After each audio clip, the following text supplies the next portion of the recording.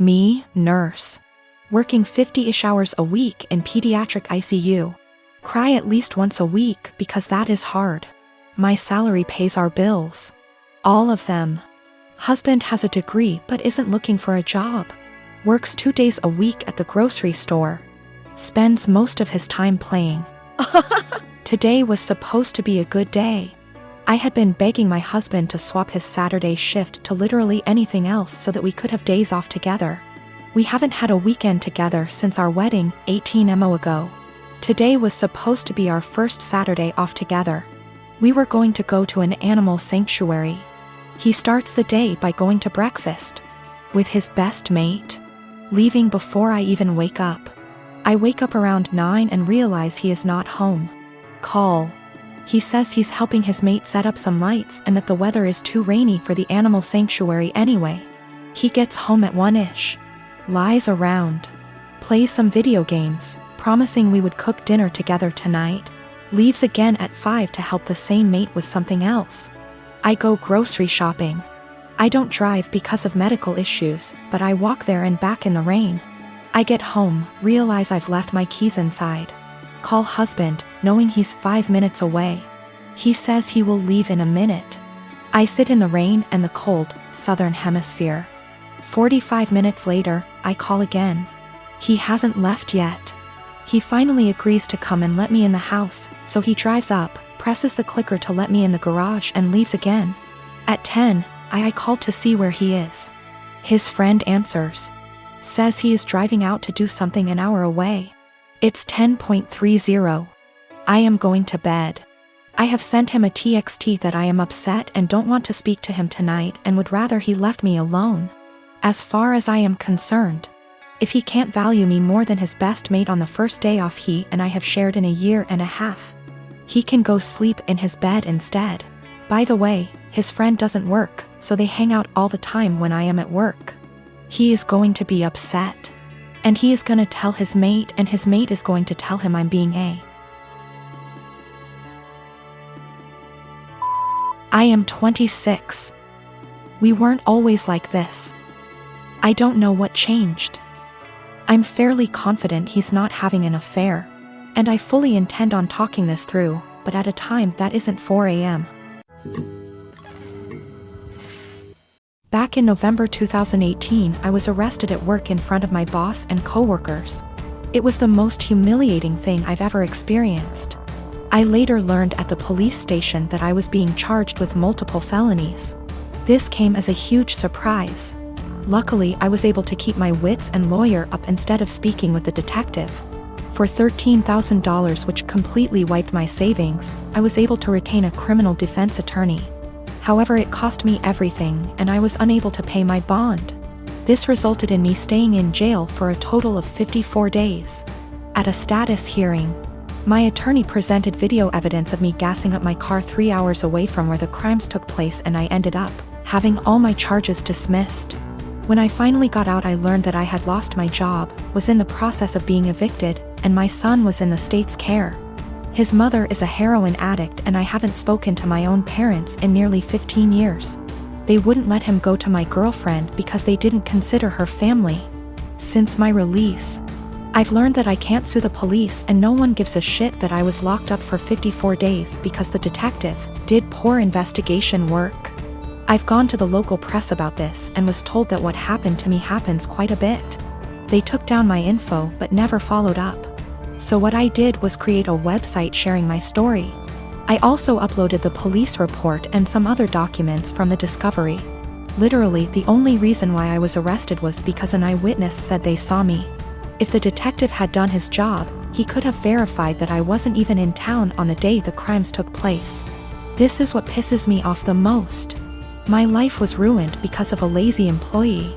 My website is now ranked number 2 on the first page of search results when you type in my town's name. I live in a touristy town and we attract a lot of visitors over the summer. My web traffic has more than quadrupled, and apparently it's gotten someone high up's attention. I received a cease and desist letter recently, which I showed to my attorney. He said sharing my experience online isn't illegal and that everything I had stated was a fact or my own opinion, protecting me from a defamation lawsuit. Yesterday I received a visit from 2 officers and the detective who had arrested me. He apologized, stating mistakes can happen. They then talked to me about my website and asked if I could remove it. I said I would delete it on the condition that the detective leave his job and never do police work again. Suffice to say that isn't happening. After the visit I received, I'm more pissed off that the only reason the detective apologized to me was to get me to take down my website. I don't plan to, and the only one supporting this is my girlfriend. My friends think I'm being spiteful and have suggested that I just delete it. For the past 5 years, I've volunteered for a mental health hotline. I'm deeply passionate about the hotline's work, and I've devoted huge amounts of time and energy to answering calls, training new volunteers, and fundraising. I've become close friends with many of the people I volunteer with, and I get a lot of joy out of helping people who don't have a lot of other support in their lives. I love this organization. I can't imagine my life without it. Today, the head of the organization sent out an email announcing that they've hired a new volunteer coordinator. The girl who relentlessly bullied me in high school and made my life a living hell. I was completely blindsided. I moved across the continent after graduating from high school, and I have no idea how or when this girl moved to my city. I doubt she applied for this job to deliberately antagonize me, since we've had no contact since graduation and all volunteers are anonymous. So it's just a terrible coincidence. But it still means I'm going to have to be working with a person who was unbelievably cruel to me. I really don't know what to do. Obviously, all of this was a long time ago, and it's possible she's cleaned up her act since high school. But I still hate the idea of even being in the same room as this girl. I've had her blocked on every platform for, wow, over a decade now. It looks like my only options are to A. Tough it out and deal with this person coming back into my life, or B. Quit the hotline after 5 years of service. I went for my regularly scheduled afternoon shift at the hotline, and the girl just happened to be there for some kind of orientation. I wasn't expecting her to be there, so I initially just kept my head down and ignored her. A little while into the shift, she came over to introduce herself, and genuinely didn't seem to recognize me. I've cut my hair and gotten glasses since high school, so that could have been it. It was a very brief interaction, and I didn't say anything to her in return, just nodded and smiled. After she left, I asked my shift supervisor if I could speak with her privately. I followed some of the advice here, just letting her know that I have a history with this person and I'm not comfortable working with her directly.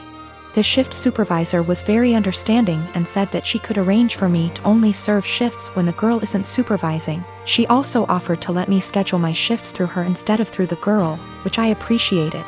Unfortunately, it seems like there will be an unavoidable level of casual interaction, given that the girl is working in the facility on a full-time, 9-to-5 basis. I think I'll be able to stick it out for now, but we'll see. The shift supervisor did ask me what I wanted to tell the girl. Vis an excuse for my not wanting to be on shift with her, but I couldn't think of anything to say. So I left it up to her.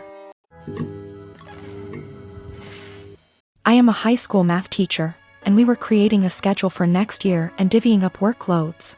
I noticed I got almost 50% of the test creation and had 2 plannings missing from my schedule next year, for every one for the other 6 women in my department. There are 8 of us. My department head assigned herself nothing as she is managing and needs every prep. But that's another quibble. I am not the newest and in fact have seniority some of these women, but I'm also not the most experienced, so it's not like these are struggling new teachers who need help. So, I asked why it was divided this way. I was told, well, Ms. Millie is pregnant and the rest of us have families. If you have to stay late, it's no big deal. I can go to my principal and deal with it that way. What they've done actually breaks the union contract. But I really was offended by this. I tried to explain my offense, and they literally stared at me gobsmacked. I actually want to know how to discuss this with them. These are all women who I have previously gotten along with and liked. When the last one, Ms. Millie, got pregnant this year, there have been some conflicts. She is in my grade level, and they made me take on some of her work basically because she had some complications.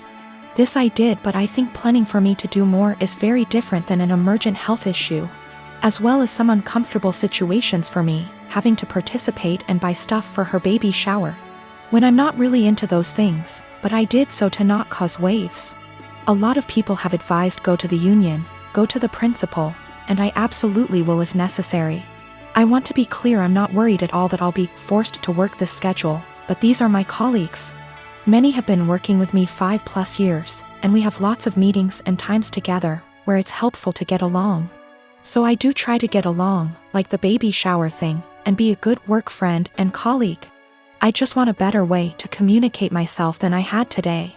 I was entirely shocked and very indignant and just found myself unable to express myself well, and I was hoping for ways to approach that someone with their attitude might understand, because I can't empathize with it at all. Myself and viewing the other side is how I always try to look at problem solving.